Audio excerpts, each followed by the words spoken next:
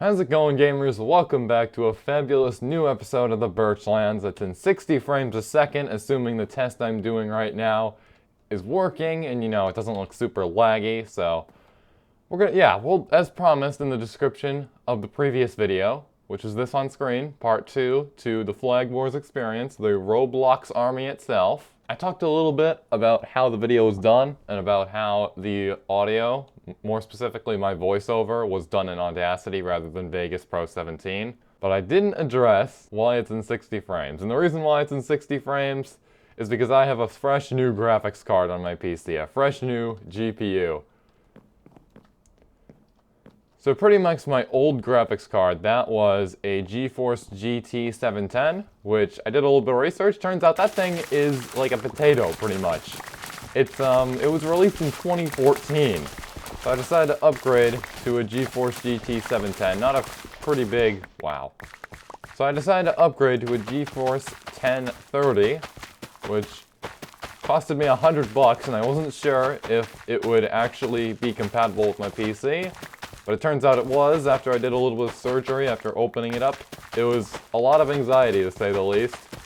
But yeah, we now have better frame rates, which is absolutely amazing. If you think Minecraft looks amazing right now, you should see what Roblox looks like, because Flag Wars is not laggy anymore. It's as if I have like a supercomputer, and I know that there are actual supercomputers you can create with like the $3,000 graphics card that NVIDIA sells, but yeah, it feels like I'm on a whole new PC right now, and I'm very happy that this worked. And pretty much in the past, what I used to use to actually record the screen in the videos was always Xbox Game Bar, for like 90% of the videos. There was a few times where I tested OBS, and it didn't go very well, but that's because of my obvious, like, tiny potato little graphics card not being able to run it simultaneously with whatever game I'm playing. So as a result, the recording comes out, and it comes out super laggy. But now I can say with confidence that that is no longer a problem. We now have enough processing, I guess, to handle both Minecraft and OBS and Audacity, which is still what I'm using to record the voiceover, because I like editing the voiceover and the game audio separately.